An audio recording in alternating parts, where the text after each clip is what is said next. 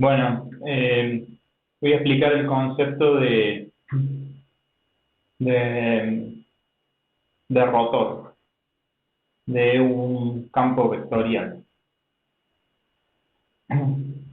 Bueno, supongamos que para que sea eh, más visible el ejemplo, supongamos que F siempre lo vamos a referir a el movimiento de un fluido. O sea, F estaría representando la velocidad del fluido. ¿Sí? En cada punto tengo un fluido que se está moviendo, F me estaría representando en un punto cualquiera del fluido la velocidad que tiene. Ese fluido que se está moviendo, si yo eligiera un punto, supongamos que el fluido se está moviendo en el espacio, si yo eligiera un punto X y Z del fluido, voy a encontrar de que las partículas de fluido van a girar alrededor del punto X y Z seleccionado. Ese fenómeno que se produce en el punto X y Z del giro o el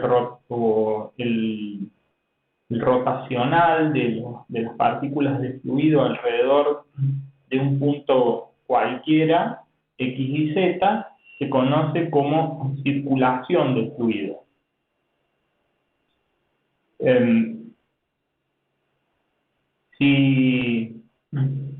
Entonces,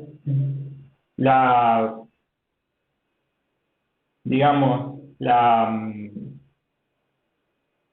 circulación del fluido también alrededor del punto X y Z se denomina rotor del campo de velocidad del fluido.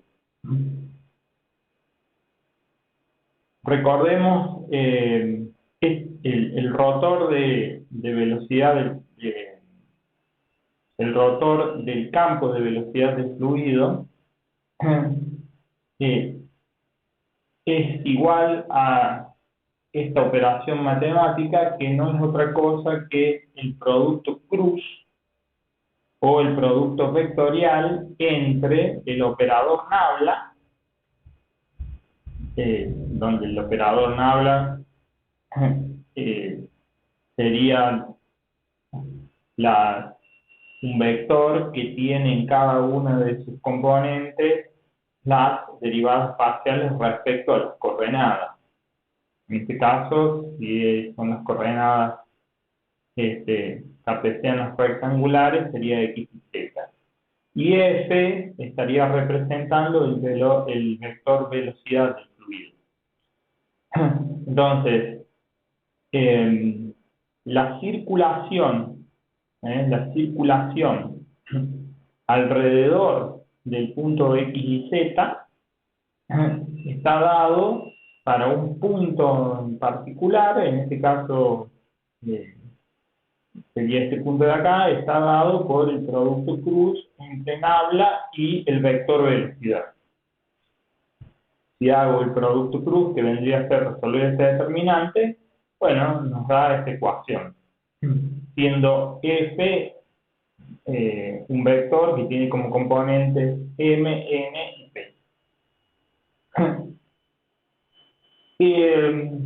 Voy a introducir ahora un concepto para definir mejor, digamos, el concepto de circulación, o de rotor. ¿Sí?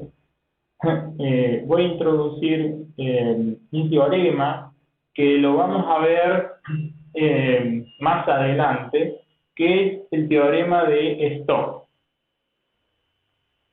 El teorema de Stokes me relaciona una integral de línea, ¿sí? O sea, una integral, bueno, si bien ese concepto también lo vamos a ver más adelante, pero vendría a ser sumar, digamos, punto a punto el valor, en este caso, si estamos hablando de la velocidad del fluido, y la línea es C, donde C es una curva cerrada, fíjense en la figura, C vendría a ser una curva cerrada, ¿sí? La integral de línea lo que me está diciendo es el valor de la sumatoria de el vector velocidad en la dirección de la curva. O sea, si yo sumo todas las velocidades en la dirección de la curva C, lo que voy a obtener es esta integral de línea. Entonces, que eso es precisamente lo que les acabo de decir, o sea, ¿qué sería la circulación? Y bueno, la circulación, el valor de la circulación, O sea, el concepto físico de circulación, obviamente, que vendría a ser la de giro, la de un giro. Pero ¿cuál sería el valor de la circulación? Y bueno, el valor de la circulación de alrededor de un determinado punto, o mejor dicho, el valor de la circulación alrededor de una curva cerrada, alrededor de una curva cerrada, en este caso la curva cerrada C, está dado por la integral de línea del vector velocidad en la dirección de la componente tangencial a la curva. O sea, sintéticamente lo que sería es la sumatoria de la velocidad en la dirección de la curva C. Recorro toda la curva C y sumo todas las velocidades de las partículas alrededor de la curva C y eso me va a dar la circulación, la circulación. O sea, en definitiva lo que me está diciendo es la velocidad de giro, la velocidad de giro de las partículas alrededor de la curva C. Eso, el teorema de Stokes demuestra que la velocidad de giro de las partículas del fluido alrededor de la curva cerrada C es igual al rotor. Acabamos de definir el rotor como el producto cruz entre el vector nabla y el vector velocidad F. O sea, eso va a ser igual a la integral de superficie del rotor en la dirección n. ¿Por qué? Porque esta curva es una superficie orientada. O sea, esta curva, digamos,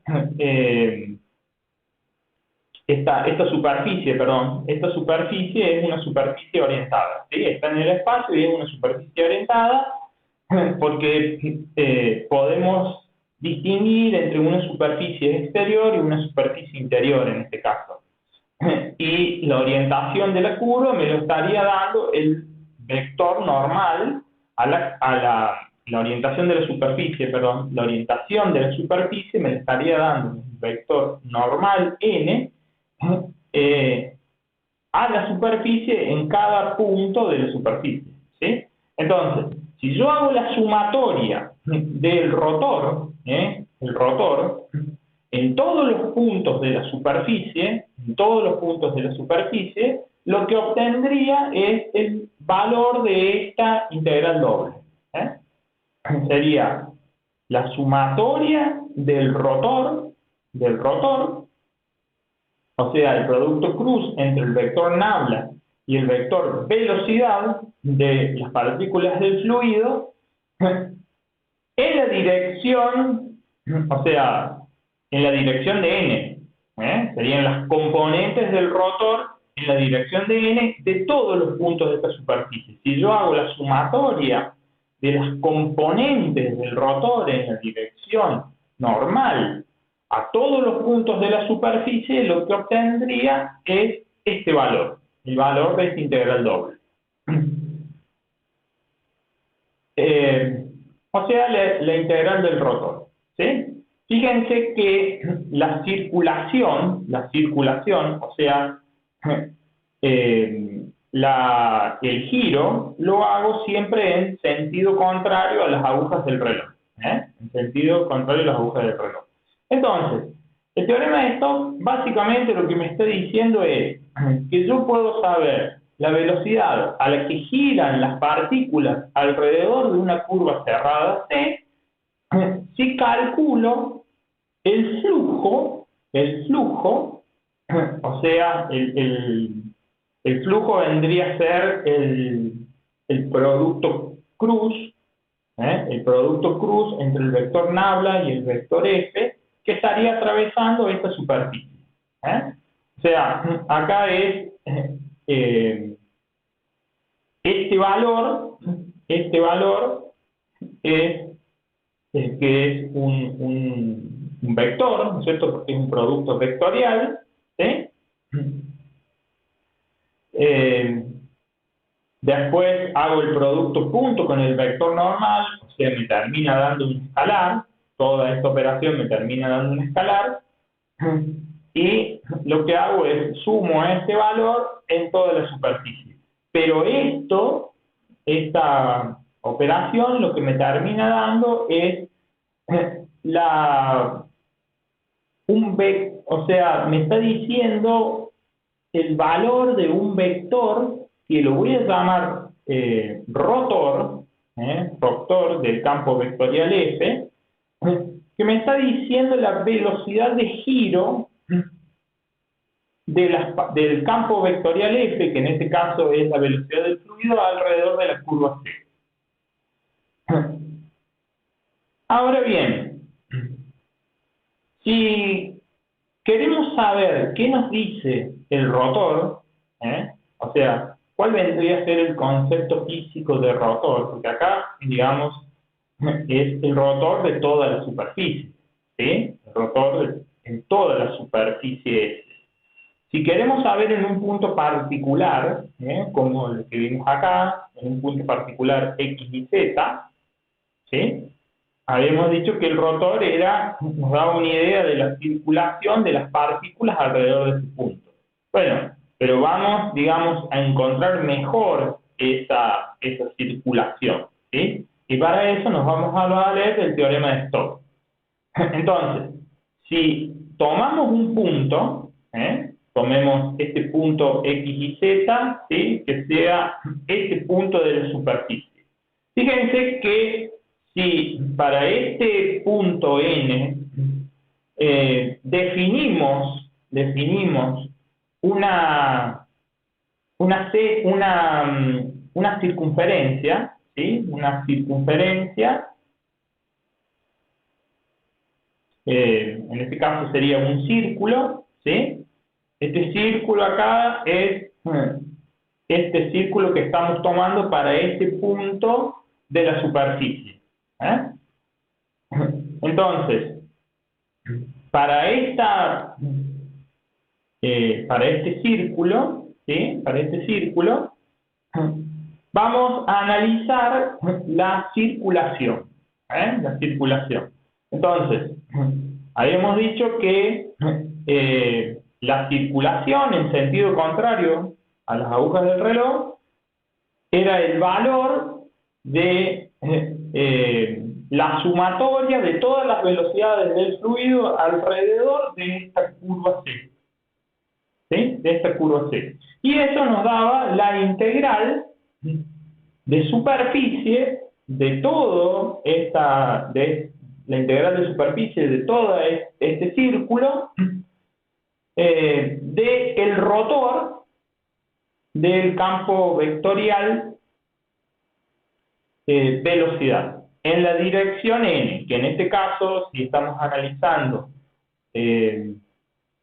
la superficie de un círculo, supongamos que esa superficie de un círculo se encuentra en el plano XY, tendría que tener el n, tiene la dirección de K, de K. Esto lo hacemos para, digamos, simplificar y tratar de encontrar el valor del rotor, por lo que nos está diciendo el rotor. Entonces, si ahora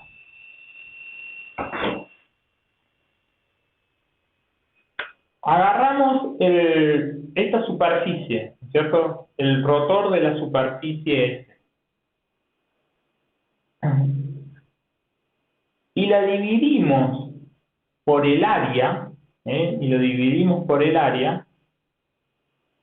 lo que encontraríamos sería un valor medio, sin tomar el límite todavía.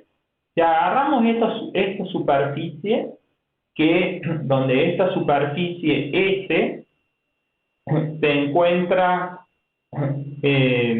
rodeada, digamos, o tiene como límite una curva frontera C, la curva frontera C, esta que está acá.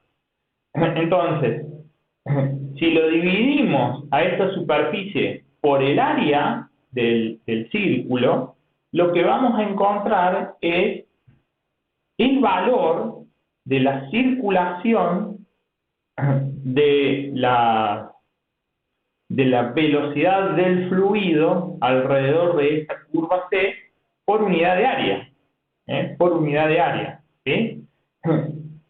Y es un valor, digamos, un valor medio, no es el valor exacto.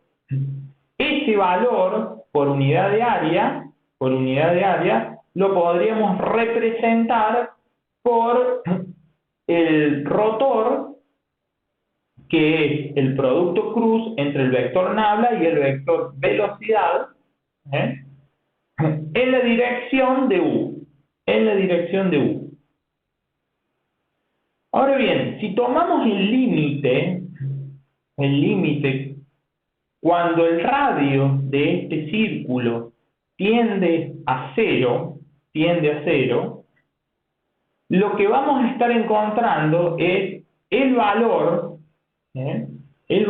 exacto, ¿sí?, del rotor en el punto X y Z, en este caso en el punto XY, ¿sí?, que sería este que está acá.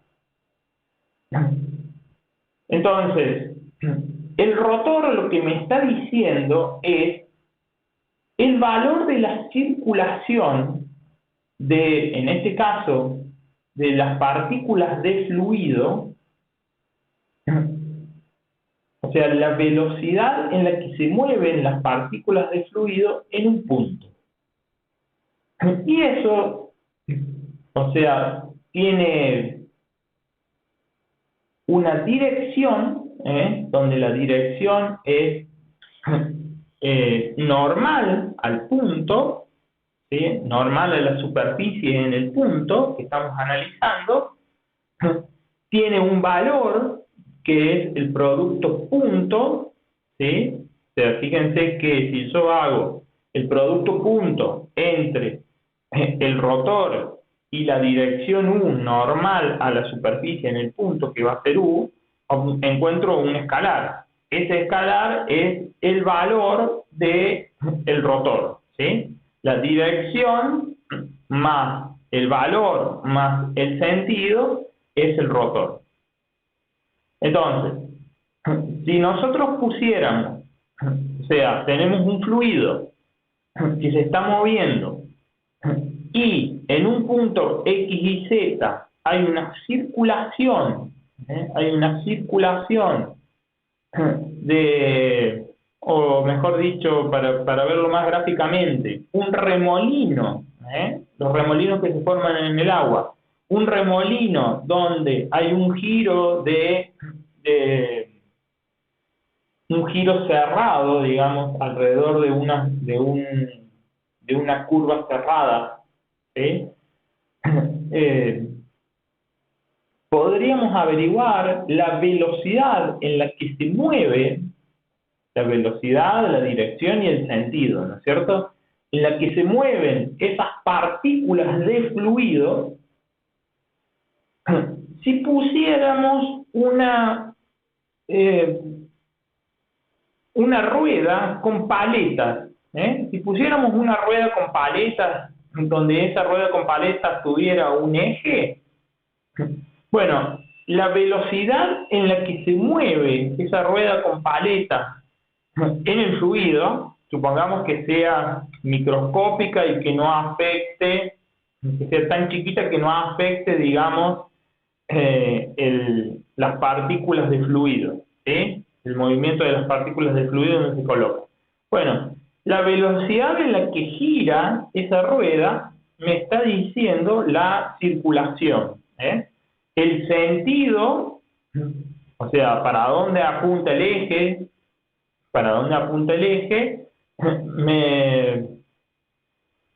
me va a estar dando el sentido. Y la dirección, bueno, va a ser la del eje, ¿sí? Para donde apunta la flecha del eje vendría a ser el sentido. La dirección es la del eje, y digamos la velocidad en la que giran esas partículas vendría a ser el valor del rotor. Entonces, el rotor es eso, me está diciendo es una magnitud, sí, una magnitud vectorial, o sea, tiene un valor, una dirección y un sentido, que me está diciendo la velocidad. El concepto físico sería la velocidad en la que están girando las partículas afectadas por el campo vectorial F, en forma cerrada. Bueno, ahora vamos a ver el concepto de divergencia y primero vamos a empezar con el concepto de divergencia en un volumen y después vamos a analizar la divergencia para un punto. Entonces, ese volumen tiene que estar encerrado por una superficie exterior que se denomina superficie frontera. Por ejemplo, si el volumen fuera una esfera, la esfera está encerrado por una superficie exterior que lo contiene. Esa superficie se denomina superficie frontera. Si fuera un cubo, estaría encerrado por la superficie exterior del cubo. Fíjense que el cubo tiene un número finito de caras que formarían la superficie exterior o la superficie frontera. En este caso tiene 6 caras. La esfera la podríamos dividir en 2 caras, una cara inferior y una cara superior. O sea, que todas estas superficies que encierran el volumen que estamos considerando tienen un número finito de caras. Cuando el volumen está encerrado por una superficie que tiene un número finito de caras, se dice que la superficie es elemental. Además, las superficies que vamos a analizar para calcular la divergencia y para que se cumpla el teorema de la divergencia o de Gauss, además de ser superficies elementales, las que encierran ese volumen, son superficies orientadas. ¿Qué quiere decir? Y bueno, que se puede definir perfectamente para esta superficie frontera una superficie exterior y una superficie interior. La superficie interior está orientada a través de un vector normal que apunta hacia afuera. La superficie interior está orientado por una normal que apunta hacia adentro. Un vector normal a todos los puntos de la superficie que apunta hacia adentro. En este caso, si bien todavía no han visto integrales dobles, ustedes han visto integrales simples, o sea, integrales que tienen un solo símbolo. En este caso, las integrales dobles tienen 2 símbolos de integral y sirven para calcular superficies. En este caso, el integrando, fíjense que está formado por una f que vendría a representar un vector producto punto con un diferencial de superficie. En este caso, la superficie también es vectorial porque tiene una orientación. Este integral de superficie del vector f es exactamente igual a esta otra integral, donde con n lo que me está dando es la orientación de la superficie. Entonces, ¿qué me dice esta integral? Supongamos que este vector me esté representando el movimiento de un fluido. Esta integral entonces me está diciendo o me está calculando la cantidad de fluido que estaría atravesando la superficie frontera a este volumen. La cantidad de fluido que me estaría atravesando la superficie de este volumen. Me está diciendo la cantidad de fluido que entra o que sale que está saliendo por la superficie de este volumen. Que está saliendo o que está entrando. La cantidad de volumen de fluido. Si el fluido fuera un líquido, la cantidad de líquido que está saliendo o entrando a este volumen. Entonces, el teorema de la divergencia o el teorema de Gauss, acá fíjense que hay tres integrales, entonces esto vendría a ser un integral de volumen. Este integrando es a lo que se denomina divergencia. La divergencia es el producto punto. Por lo tanto, me va a estar dando un escalar. La divergencia es un escalar. Es el producto punto o producto escalar entre el vector nabla y el vector y un vector, que en este caso vendría a ser el movimiento de un fluido. Entonces, esta integral es la integral de volumen de la divergencia del movimiento del fluido. Y me está diciendo esta integral de fluido, esta integral de volumen de la divergencia, la cantidad de fluido que estaría atravesando la superficie que rodea el volumen. O sea, la cantidad de fluido que estaría entrando o saliendo a ese volumen es lo que me estaría diciendo esta integral. Esta o esta, pues son exactamente iguales. Para analizar el concepto de divergencia en un punto, no en todo el volumen, sino en un punto en particular,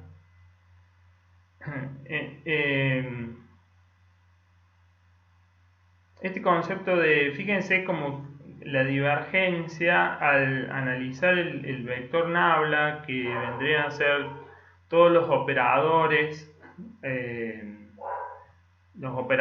de derivadas parciales, ¿sí? Son todos los operadores de derivadas parciales en cada uno de los componentes del vector. Entonces, si son derivadas parciales, en realidad lo que me está diciendo es la cantidad de fluido que estaría atravesando la superficie por unidad de tiempo.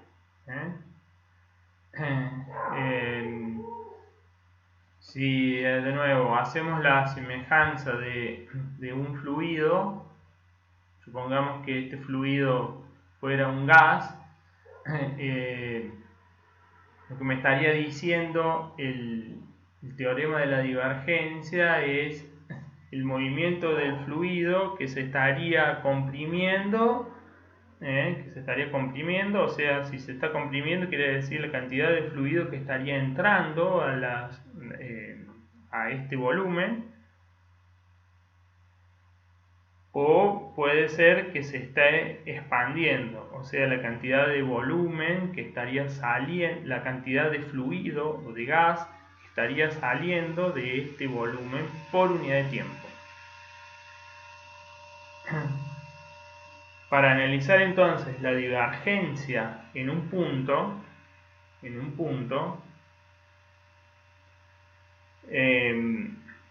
lo que vamos a hacer es, vamos a tomar el teorema del valor medio de las integrales.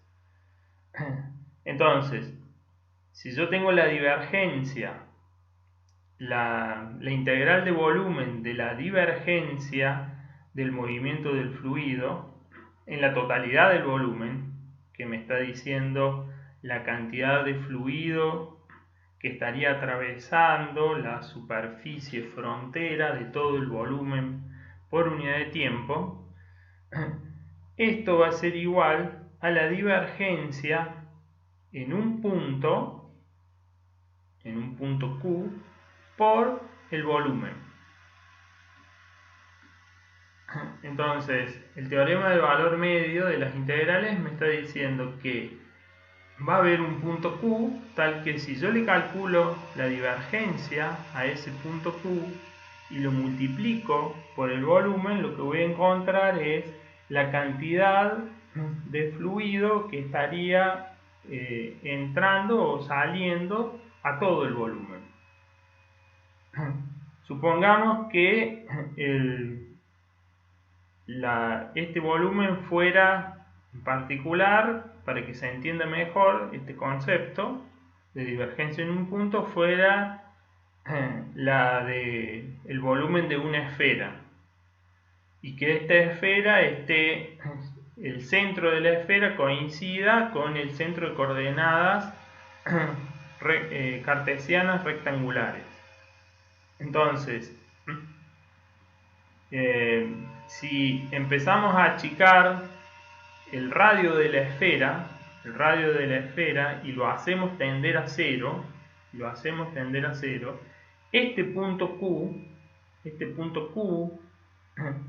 que va a estar ubicado en algún punto de la esfera y que me da la divergencia total, a medida que vamos achicando la esfera, este punto Q se va reubicando, y voy a encontrar un punto Q que me esté dando la divergencia total del volumen.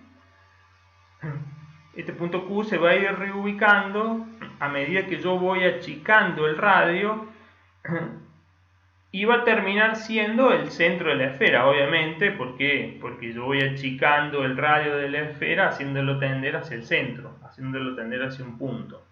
Entonces voy a llegar a la conclusión de que la divergencia en un punto que me está dando la totalidad del volumen va a ser la divergencia del punto P que coincide con el centro de la esfera, o sea, la divergencia en un punto. Entonces, la divergencia en un punto lo que me está diciendo es el movimiento del fluido en ese punto. O sea, me está dando la cantidad de fluido por unidad de volumen por unidad de tiempo. Fíjense que el volumen total que me estaría representando, en este caso, el volumen total de toda la esfera, ¿sí?, lo pasé, en este caso, para el otro lado, dividiendo. Lo pasé dividiendo. Como esto es igual a esto, pasé este volumen, lo pasé dividiendo acá, que sería esta parte. ¿Sí? Entonces, lo que estaría encontrando es la cantidad de fluido que estaría atravesando la superficie frontera del volumen por unidad de volumen. Cuando el valor de ρ lo hago tender a cero, esta superficie se va comprimiendo y va a tender a un punto, que vendría a ser el punto P. Entonces, la divergencia en un punto lo que me estaría dando es la cantidad de fluido en este punto por unidad de volumen y por unidad de tiempo. Por unidad de tiempo.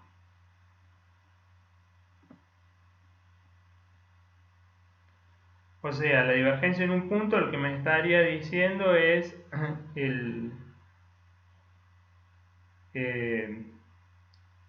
si el volumen, si el campo vectorial este es el movimiento de un fluido, es la cantidad de movimiento por unidad de volumen por unidad de tiempo. Si es este vector o campo vectorial estaría representando la velocidad de un fluido, lo que me estaría diciendo la divergencia en un punto es la cantidad o la tasa de velocidad por unidad de volumen por unidad de tiempo. O la cantidad de velocidad por unidad de volumen por unidad de tiempo. Y así, dependiendo de lo que me represente este campo vectorial, va a ser la cantidad por tiempo por volumen. Si la divergencia es mayor a 0, se dice que hay una fuente y la cantidad de fluido está saliendo por el volumen que se está analizando. Si la divergencia es menor a 0, la cantidad de fluido estaría entrando al volumen que se está analizando, y si la divergencia, en el caso de que sea la divergencia menor a 0, se dice que hay un sumidero, y si la divergencia es igual a 0, se dice que el fluido es incompresible, o sea, la cantidad neta de fluido es igual a 0, la que atraviesa la superficie del volumen que se está analizando. O sea, la cantidad de fluido que está entrando por la superficie es igual a la que está saliendo. Un caso de un campo vectorial con divergencia igual a 0 es la del campo magnético. El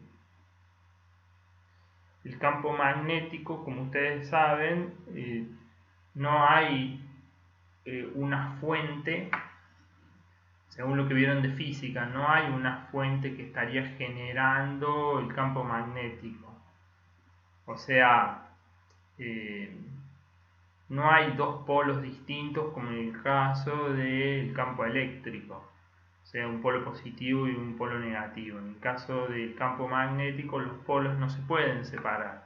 Entonces, el flujo magnético, tanto el que sale como el que entra de una partícula, es igual a 0. Por eso se dice que es solenoidal. Ahora lo que vamos a ver es algunos ejercicios que he seleccionado para que ustedes puedan utilizarlos como modelo para resolver los ejercicios que están en la guía 3, referidos a la parte de divergencia y de rotor. En la actividad número 1 es un ejercicio que lo he sacado de libro, y les está pidiendo encontrar la divergencia de un campo vectorial F y el rotor, ¿sí? Les dice la divergencia del campo vectorial F y encontrar el rotor del campo vectorial F, donde el campo vectorial F es igual a este vector. Fíjense que he seleccionado dos ejercicios, entonces lo que hay que encontrar es la divergencia de este vector y de este otro vector. Para el punto 19 Bueno, como ustedes saben, la divergencia es un producto punto, o sea que me va a estar dando un número, es un escalar. Es el producto punto del vector nabla, que está acá, ¿sí? Que está formado por las derivadas parciales de cada una de las coordenadas cartesianas, en este caso está dado en coordenadas cartesianas, por producto punto con el vector f, que el vector f está dado por esta ecuación matemática. Entonces lo que hago es, al hacer el producto punto, solamente analizo las derivadas parciales respecto de x de la primer componente del vector, que vendría a ser la derivada parcial del logaritmo natural, en este caso es una función compuesta. Derivo el logaritmo natural, que es 1 sobre el argumento,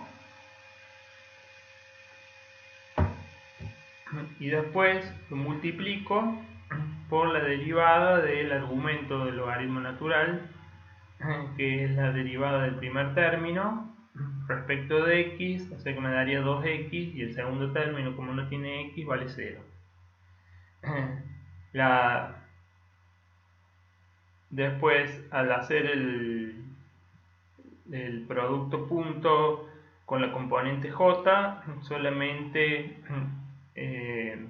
voy a hacer la derivada parcial de la componente j del vector, porque las otras se me hacen 0, y va a ser la derivada parcial de una función compuesta. Entonces derivo primero el logaritmo, que me daría 1 sobre el argumento. Acá fíjense que el argumento está dividiendo, y después por la derivada del argumento, que me termina dando 2i. Finalmente, la derivada parcial respecto de z de la componente en k del vector me daría 1, porque es la derivada respecto de z. Entonces, la divergencia me terminó dando una función escalar.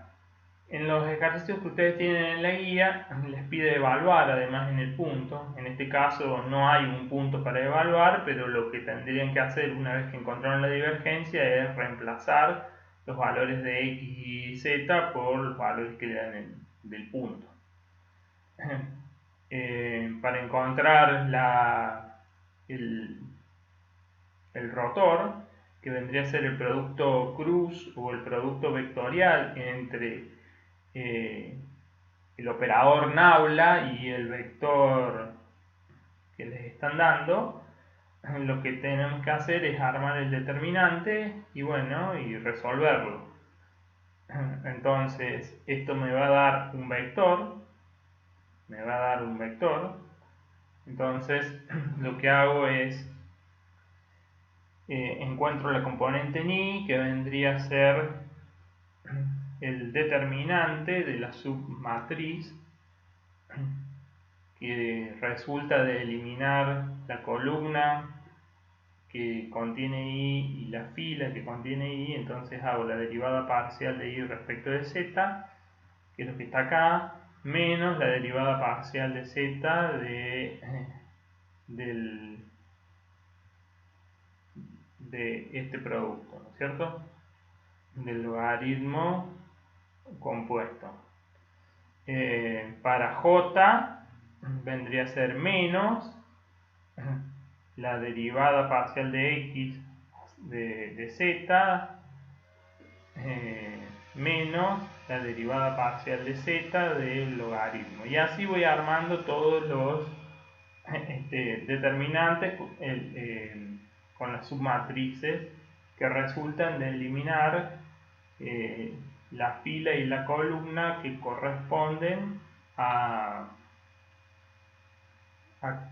cada versor. En el caso de K, elimino la columna y la fila que corresponden acá, que contienen acá. Entonces me quedaría esta submatriz, ¿sí? Esta submatriz, que vendría a ser la derivada parcial respecto de x del logaritmo menos la derivada parcial de y aplicado al logaritmo. Haciendo todas estas operaciones o resolviendo el producto vectorial encuentro una sola componente. De nuevo, acá me dio las otras dos componentes en y y en j se me hacen 0. Acá me dio un vector que tiene solamente componente en k. Para el otro vector de la operación 20, sería este, hago exactamente lo mismo. Aplico la divergencia. Acá está la divergencia, que vendría a ser el producto punto o el producto escalar del operador nabla aplicado a f, que vendría a ser la derivada parcial de x de la primer componente, que es un cociente, porque me aparece x en el denominador, por lo tanto sería la derivada del numerador, que es 0. Entonces el primer término del cociente me quedaría 0, menos el numerador, que es z, que es lo que puse acá, por la derivada del denominador, que vale 1, dividido el denominador al cuadrado. Entonces esto me quedó menos z sobre x al cuadrado. Después hago la derivada parcial de y aplicado a la componente del vector j, que es de nuevo un cociente, porque me aparece y en el denominador. Entonces hago la derivada del cociente, que sería la derivada del numerador, que me quedaría 0, menos el numerador por la derivada del denominador, que me da 1, dividido el denominador al cuadrado. Entonces me quedaría menos z y al cuadrado. Y finalmente la derivada parcial respecto de z de la tercer componente, que vendría a ser z al cuadrado, que me quedaría 2 por z. Después hago el producto vectorial del operador nabla con el vector. Entonces armo cada uno de los determinantes de las submatrices, que vendría a ser la derivada parcial de y aplicado a z, que me quedaría 0, y la derivada parcial de z aplicado a z sobre y, que me quedaría menos 1 sobre i. Menos 1 sobre i, que sería acá, menos 1 sobre i en i. En j vendría a ser la derivada parcial de x aplicado a z, que me daría 0, menos la derivada parcial de z aplicado a z sobre x, que me quedaría 1 sobre x, con valor negativo. Con el menos del determinante se me hace más y me quedaría 1 sobre x en j. Y finalmente en k sería la derivada parcial de x aplicado a z sobre i, que me quedaría 0, porque esto es una constante, no me aparece x, y la derivada parcial de y aplicado a z sobre x también me daría 0, porque es una constante respecto de y. Por lo tanto, es 0 menos 0, me quedaría 0 en k, y me dio este vector. Es un producto vectorial, por lo tanto me da un vector. En la actividad número 2, lo que me pide es determinar si los campos son conservativos, es decir, cuál de los campos. Bueno, acá este ejercicio da un conjunto de ejercicios entre el 29 y el 32, yo seleccioné el último, el 32. Entonces, ¿para cuáles de los campos, o sea, los vectores, ¿sí? En este caso sería este vector, son conservativos y cuáles no?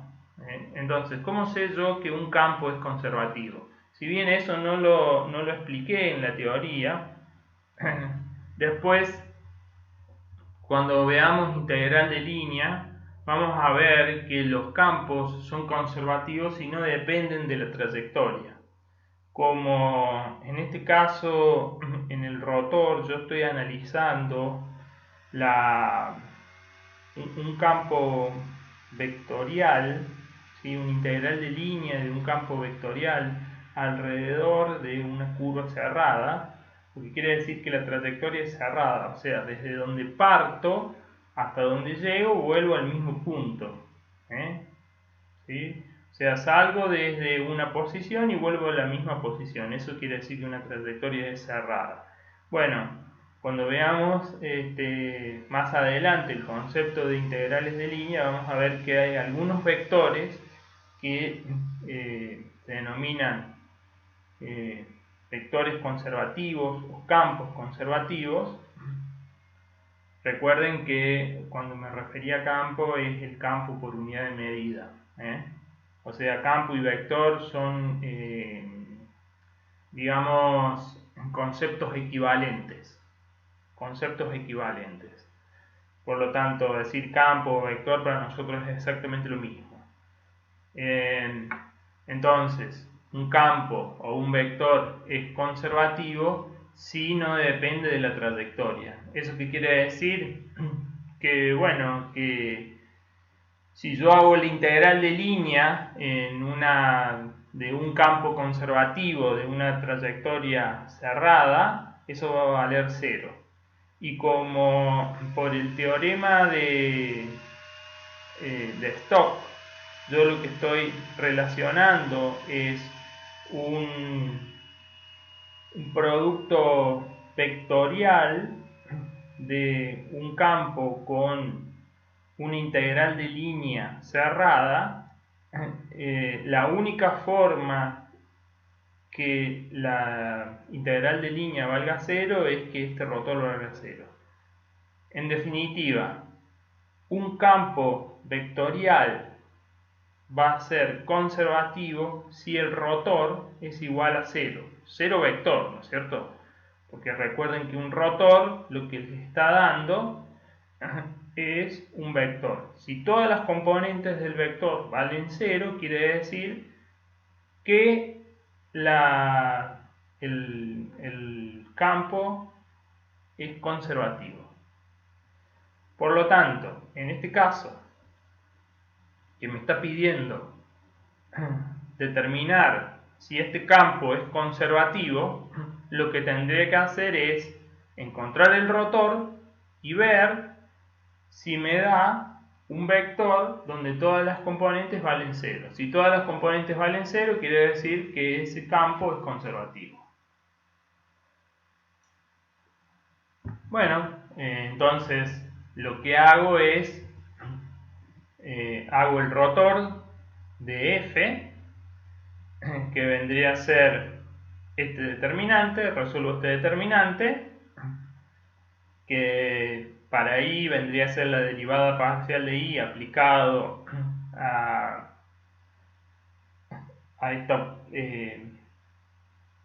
esta función.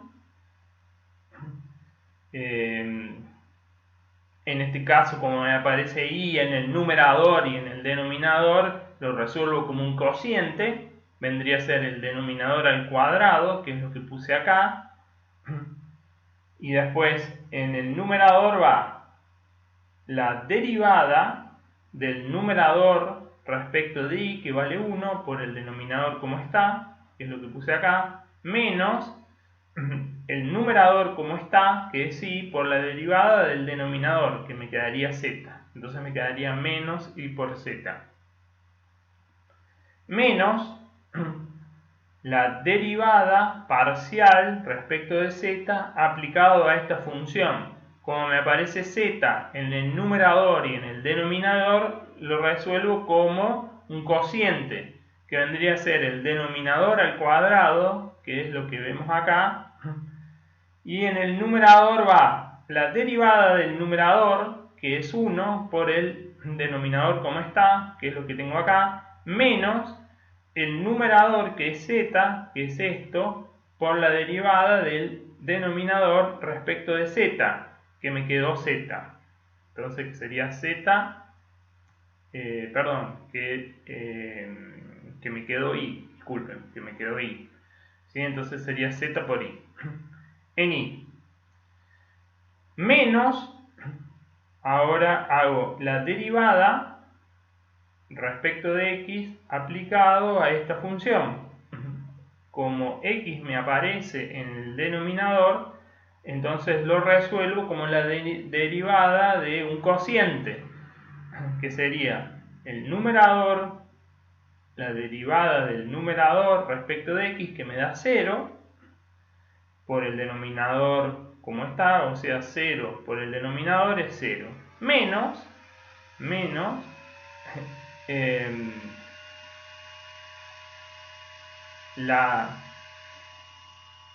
el numerador, que sí, que sería este y que está acá, por la derivada parcial respecto de x del denominador, que esto me quedó 1, porque esto es 0, porque son constantes respecto de x.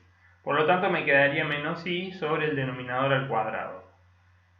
menos la derivada parcial respecto de z de esta función, que también, como z me aparece en el denominador, es un cociente. Sería la derivada del numerador respecto de z, que es una constante, que por lo tanto vale 0, menos la derivada de menos la derivada del denominador por el numerador como está. O sea, el numerador vale 1, la derivada del denominador sería i. Con el menos del cociente y el menos del determinante me quedó más. Por lo tanto, esto sería la componente en j. La componente en k es hacer este determinante. Sería la derivada parcial respecto de x de esta función. Como x me aparece en el denominador, es un cociente, me va a quedar, como el numerador no depende de x, el primer término del cociente me queda 0, menos z por la derivada del denominador, que me quedaría 1. Entonces me quedó menos z sobre el denominador al cuadrado, menos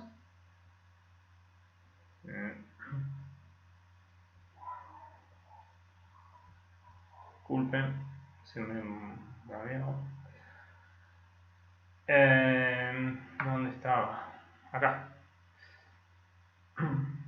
Me quedaba la última operación, o sea esta. La derivada menos la derivada parcial respecto de y de esta función, que como y también me aparece en el denominador, entonces sería el denominador al cuadrado, que es lo que pongo acá, y es el primer término del cociente es 0 porque el numerador es una constante, menos la constante por la derivada del denominador, que me quedaría z. Entonces el menos del cociente con el menos de este denominador me quedaría más. Bueno, si se fijan, lo que me termina quedando es que como esto es exactamente igual a esto que está acá, esto me da 0 el primer término, lo mismo ocurre acá, esto es igual a esto pero cambiado de signo, me quedaría 0, y como esto es igual a esto pero cambiado de signo, me quedaría 0. Por lo tanto, como todos los términos de este producto vectorial valen 0, quiere decir que f es un campo conservativo. La actividad número 3 la seleccioné de la guía. Hay varios ítems. O sea, la actividad número 3 es la 22, es la actividad número 22 de la guía. Hay varios ítems en la actividad número 22. Yo seleccioné uno, o sea que les va a servir de modelo para resolver los otros ítems. Les está pidiendo en la actividad 22 de la guía decidir si los siguientes campos vectoriales son conservativos. En el caso de que lo sean, encontrar la función potencial. Entonces vimos anteriormente que los campos conservativos tienen la característica de que su rotor, entre otras características, ¿no? Que su rotor es igual a 0 vector, ¿sí? Entonces, si el rotor de un campo es igual a 0 vector, es conservativo. Además, Si el vector es conservativo, quiere decir que es el gradiente de una función potencial. Entonces, este campo que está acá, lo que primero que tendría que hacer es encontrar el producto vectorial con nabla, ¿sí? Encontrar el producto vectorial entre nabla y el vector y ver si me da que todas las componentes valen 0, o sea, 0 vector. En este caso es lo que ocurre, me da 0 vector, por lo tanto es conservativo. Quiere decir que este campo es el gradiente de una función potencial, que es la que yo quisiera encontrar en este caso, a la función potencial. Hay dos formas de encontrarlo, yo elegí una que me parece que es la más sencilla. Lo primero que hago es integro cada una de las componentes del gradiente de mi función potencial. Yo sé que f1 es la derivada parcial de mi función potencial respecto de x. f2 es la derivada parcial de mi función potencial respecto de y f3 es la derivada parcial de mi función potencial respecto de z. Si como las derivadas parciales, como la integral es la operación inversa de la derivada, para encontrar mi función potencial, lo que voy a hacer es integrar cada una de esas derivadas parciales. Integro, como acá en este caso estoy derivando en la primer componente parcialmente respecto de x, voy a integrar respecto de x. Haciendo la integral de la primer componente de mi campo vectorial respecto de x, lo que voy a encontrar, ustedes lo resuelven por tabla esto, en la tabla buscan la primitiva de esta función, teniendo en cuenta que y es una constante, Acá estoy integrando solamente respecto de x, por lo tanto esta integral, la variable es x, y va a ser una constante. Entonces, si lo hacen por tabla, van a encontrar que la primitiva es esta. Como esta integral es indefinida, tendría que ir más una constante. Ahora, como mi función escalar en general va a depender de x y de z, en general, tengo que agregarle más una función, en este caso, como mi variable es x, en general va a haber una función que va a depender de y de z, que va a ser una función constante para mi variable x, porque si yo varío en esta función y z, x no se entera, por lo tanto la función total no se va a no se va a dar cuenta, digámoslo así, si yo estoy variando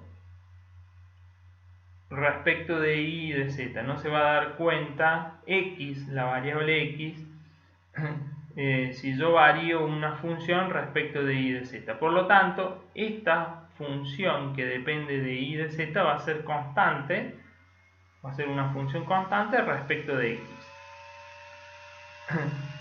Lo mismo ocurre en la segunda componente. En la segunda componente de mi función vectorial. La segunda componente de mi función vectorial o de mi campo vectorial va a ser la consecuencia de la derivada parcial de esa función potencial respecto de y. Para encontrar mi función potencial, lo que tendré que hacer es integrar, como esto es la derivada parcial respecto de y, integro respecto de y.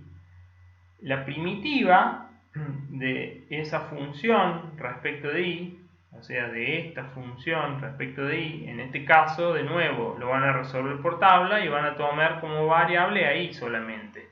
X va a ser una constante porque estoy integrando respecto de y. Esa integral me va a dar esta primitiva más una constante. En este caso, en general, la constante va a ser una función que depende de x y de z. Porque si yo varío a x y z, mi función no se va a enterar, mi función, o sea, mi parte de la función que depende de y, no se va a enterar de la variación porque yo lo estoy variando respecto a x y a z.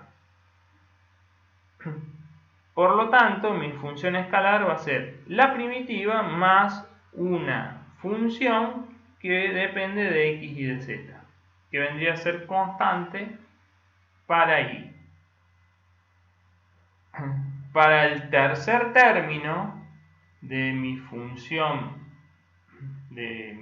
vectorial o de mi campo conservativo, que es la derivada parcial de la función potencial respecto de z, para encontrar la función potencial hago la integral de la tercer componente del vector, que en este caso el tercer componente del vector es 1, o sea que integro 1 respecto de mi variable z. ¿Por qué? Porque estoy derivando parcialmente respecto de z. Entonces voy a encontrar una primitiva que va a ser z, porque si a esto lo derivo respecto de z me da 1, más una constante que en este caso, en lo más general, va a ser una función que depende de x y de y. Porque si a esta función que va a ser mi constante, la varío respecto de x y de y, la parte de la función que depende de z ni se va a enterar, porque la variación es respecto de x y de y. ¿Cómo encuentro entonces mi función potencial? Fíjense que todas estas, esta, más esta, más esta, son, cada una de estas sería mi función potencial. El problema es que tengo acá una parte arbitraria que no la conozco. Es arbitraria porque no la conozco, que va a ser una función f1, una función f2 y una función f3.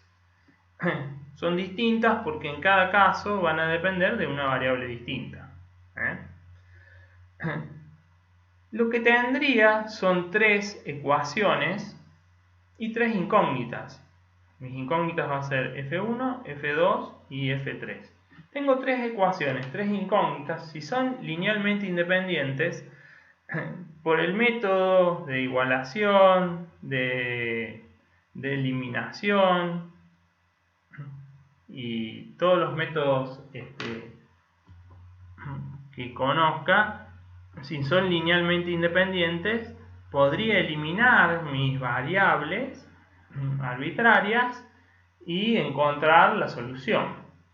En este caso, para eliminar las variables arbitrarias, vamos a hacer, digamos, un procedimiento que es exactamente igual a si yo igualara cada una de estas funciones y iría eliminando mis funciones arbitrarias. El procedimiento, ¿sí?, para encontrar entonces mi función escalar es, de cada una de estas ecuaciones, lo que hago es tomo mis términos distintos. O sea, en la función final, en mi función potencial, pongo todos los términos distintos. Y si se repiten los términos, los coloco una sola vez. O sea, elijo todos los términos distintos que no sean mis funciones arbitrarias. y si se repiten los términos distintos, los coloco una sola vez. En este caso, tengo este solo término porque el otro término es arbitrario. Para la segunda ecuación tengo este otro término definido porque el otro es arbitrario. Y para la tercera ecuación tengo este solo término definido porque el otro es arbitrario. Entonces, de todos los términos que tengo definido, este y este son distintos. Por lo tanto, los coloco en mi función final, en la función potencial que quiero averiguar. Coloco este y coloco z. Fíjense que este término se repite, pero como se repite, los coloco una sola vez. Entonces,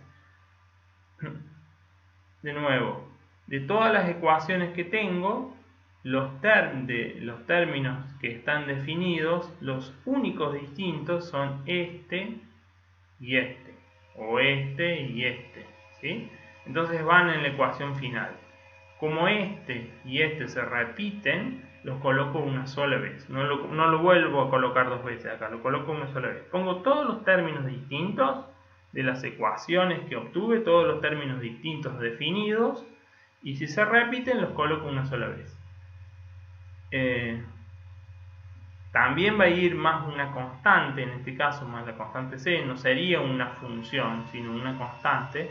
¿Por qué? Porque, bueno, en este caso la función escalar la obtuve de integral en forma indefinida. Finalmente, para la actividad número 3, también seleccioné una actividad de la guía. En este caso, lo que les pide es encontrar, la actividad 25 les pide hallar los valores de A, B y C de forma que B sea irrotacional.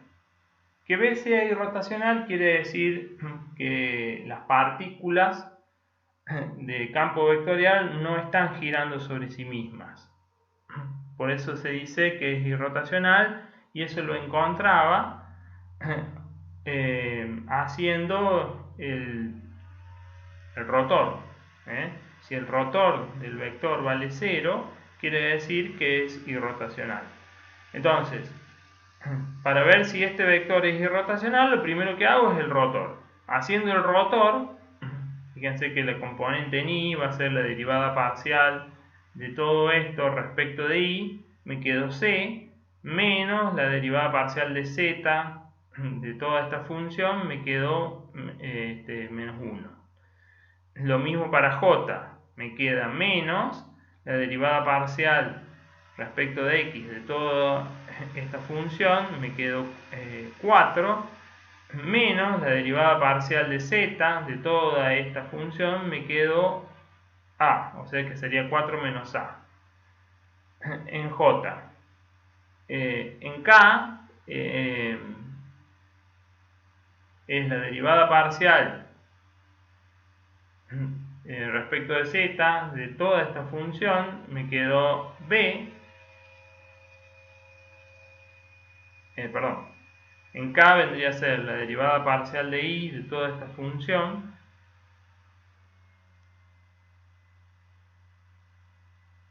en la segunda componente, que me quedó 0, y la derivada parcial respecto de x de toda esta función en la primera componente, que me quedó b. O sea que sería la derivada parcial respecto de x de toda esta función es b, menos la derivada parcial respecto de y de toda esta función, que vale 0. O sea que me quedó b menos 0. Para que sea irrotacional, este término tiene que ser 0, por lo tanto c vale 1. Acá este otro término tiene que ser 0, por lo tanto a vale 4. Y acá, para que este término sea 0, b tiene que valer 0. Y en esas condiciones es irrotacional.